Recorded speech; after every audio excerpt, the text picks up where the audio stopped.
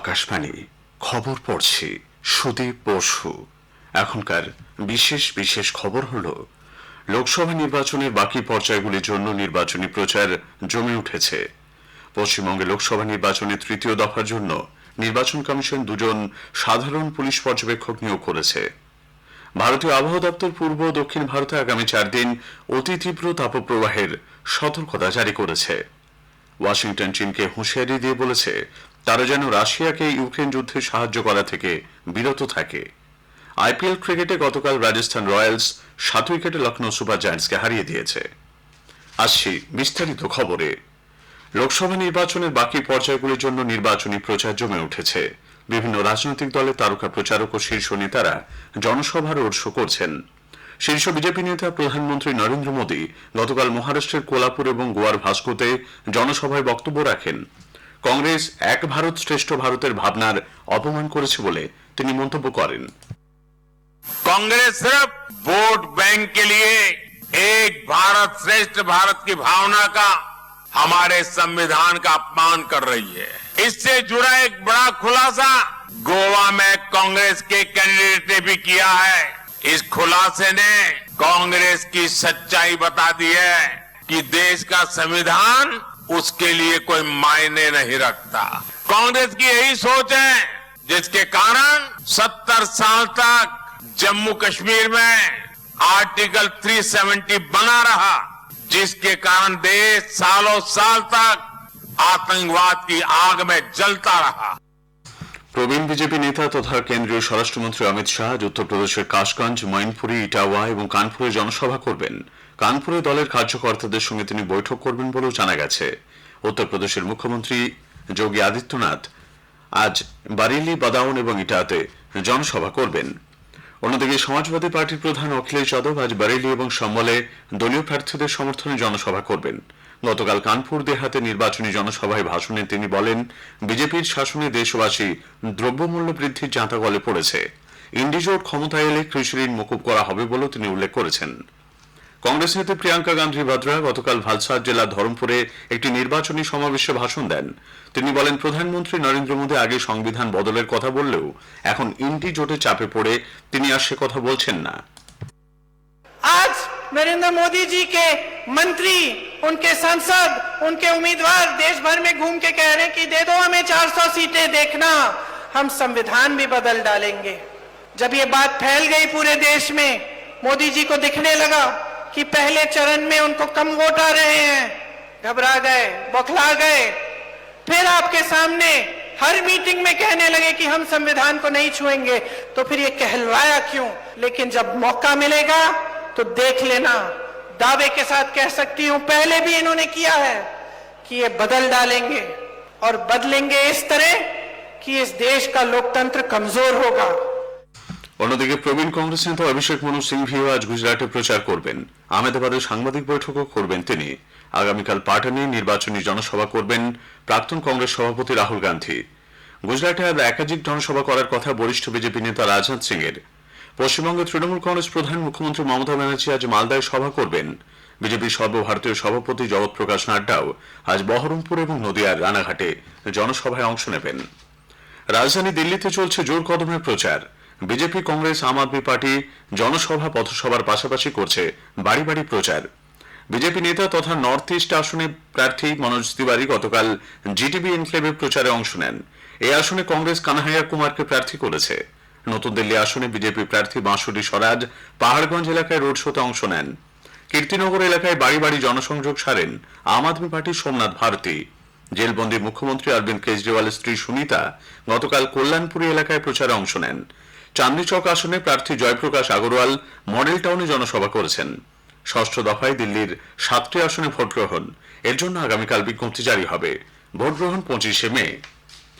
বরিষ্ঠ আইনজীবী উজ্জ্বল নিকম Mumbai north central সংসদীয় আসন থেকে বিজেপির হয়ে প্রতিদ্বন্দ্বিতা করবেন। এর আগে বিজেপির পুনম মহাজন এই আসন থেকে জয় পান। একই সঙ্গে বিজেপি ওড়িশা বিধানসভা নির্বাচনের জন্য 8 জন প্রার্থীর একটি তালিকা প্রকাশ করেছে। কংগ্রেসের সর্বভারতীয় সাধারণ সম্পাদক কেসি বেণুগোপাল বলেছেন, দল আগামী 2-3 দিনের মধ্যে উত্তরপ্রদেশের বাকি থাকা আসনগুলি সহ লোকসভা আসনে পরবর্তী প্রার্থী তালিকা প্রকাশ করবে। গতকাল দলের কেন্দ্রীয় নির্বাচনী সমিতির বৈঠক শেষে শ্রী বেণুগোপাল কথা জানান। আমেথি ও রায়বেরেলির মতো গুরুত্বপূর্ণ দুটি আসনে প্রার্থীদের নাম চূড়ান্ত করা নিয়েও আলোচনা হয়েছে। গান্ধী পরিবারের কেউ এই আসনগুলি থেকে প্রতিদ্বন্দ্বিতা করুক, এমনটাই প্রস্তাব উত্তরপ্রদেশ শাখা থেকে কেন্দ্রীয় সমিতির কাছে দেওয়া হয়েছে বলে সূত্রের খবর। এখনো পর্যন্ত কংগ্রেস 308 জন প্রার্থীর নাম ঘোষণা করেছে। পশ্চিমবঙ্গে লোকসভা নির্বাচনে তৃতীয় দফার জন্য নির্বাচন কমিশন 2 জন সাধারণ পুলিশ পর্যবেক্ষক নিয়োগ করেছে। মালদা উত্তর ও দক্ষিণ কেন্দ্রের জন্য আইপিএস চিরুভালু শ্রীকান্ত এবং জঙ্গিপুর ও মুর্শিদাবাদ কেন্দ্রের জন্য সন্দীপ টি পাতিলকে নিয়োগ করা হয়েছে। এছাড়াও এই দফায় 5 জন সাধারণ পর্যবেক্ষক ও 5 জন ব্যয় পর্যবেক্ষকও থাকছেন। এদিকে আগামী 26 এপ্রিল দ্বিতীয় পর্যায়ের ভোটে মোট 299 কোম্পানি কেন্দ্রীয় বাহিনী থাকছে। মোতায়েন থাকবে 10,000-এর বেশি রাজ্য পুলিশ।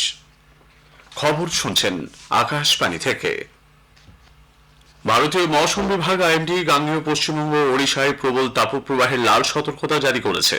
বিহার, ঝাড়খণ্ড, রায়লসীমা, কর্ণাটক, তামিলনাড়ু, কেরল, মাহে, কোঙ্কণ, উত্তরপ্রদেশ, অন্ধ্রপ্রদেশের উপকূলবর্তী এলাকার বিক্ষিপ্ত কিছু স্থানে তাপপ্রবাহের সতর্কতা রয়েছে।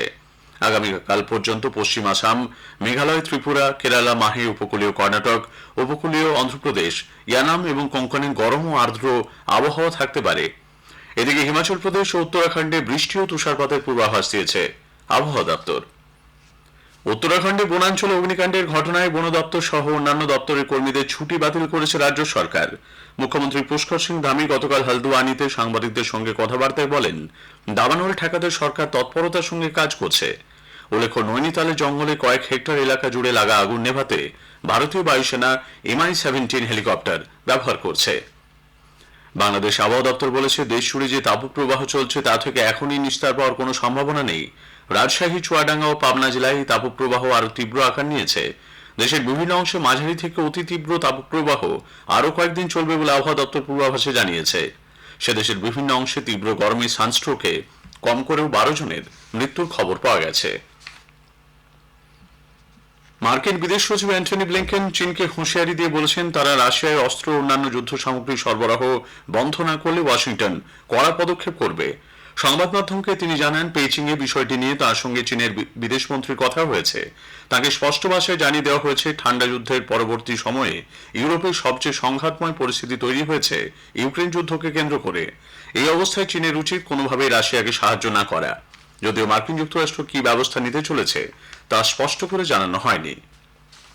মার্কিন হাউস অব রিপ্রেজেন্টেটিভস এর প্রাক্তন স্পিকার ন্যান্সি পেলোসি দেশের বিভিন্ন কলেজ ক্যাম্পাসে বিক্ষোভরত পড়ুয়াদের হামাসের আচরণের প্রতিবাদের পাশাপাশি গাজা যুদ্ধে ইসরায়েলের ভূমিকারও নিন্দা করার আহ্বান জানিয়েছেন। গাজায় প্যালেস্তিনীয়দের সমর্থনে আমেরিকার বিভিন্ন কলেজ ক্যাম্পাসে প্রতিবাদ বিক্ষোভ বাড়ছে। এ পর্যন্ত গ্রেপ্তার হয়েছেন কয়েকশো। রাষ্ট্রপতি জো বাইডেনের ঘনিষ্ঠ সহযোগী হিসেবে পরিচিত পেলোসি গতকাল সাংবাদিকদের বলেন, ইসরায়েলের লাগাতার গোলাগুলি বর্ষণের ফলে গাজায় অভূতপূর্ব মানবিক সংকট তৈরি হয়েছে। ক্ষতিগ্রস্ত অগন্তি মানুষ। এর প্রতিবাদ স্বাভাবিক ঘটনা হলেও ইসরায়েলেরও আত্মরক্ষার অধিকার রয়েছে। পশ্চিমবঙ্গে জয়েন্ট এন্ট্রান্স পরীক্ষা নেওয়া হবে আজ। ইঞ্জিনিয়ারিং, ফার্মেসি এবং স্থাপত্যবিদ্যার কলেজগুলিতে ভর্তির জন্য এই প্রবেশিকা পরীক্ষায় এবার 1,42,000-এর বেশি ছাত্রছাত্রী নাম নথিভুক্ত করেছেন। 328টি কেন্দ্রে পরীক্ষা নেওয়া হবে। এর মধ্যে রাজ্যের বাইরে 3টি কেন্দ্র রয়েছে, 2টি ত্রিপুরার আগরতলায় ও 1টি অসমের শিলচরে। আর সে খেলার খবরে, আইপিএল ক্রিকেটে আজ 2টি ম্যাচ অনুষ্ঠিত হবে। আহমেদাবাদের নরেন্দ্র মোদী স্টেডিয়ামে আজকের প্রথম ম্যাচে গুজরাট টাইটান্স রয়্যাল চ্যালেঞ্জার্স ব্যাঙ্গালোরের বিরুদ্ধে খেলবে।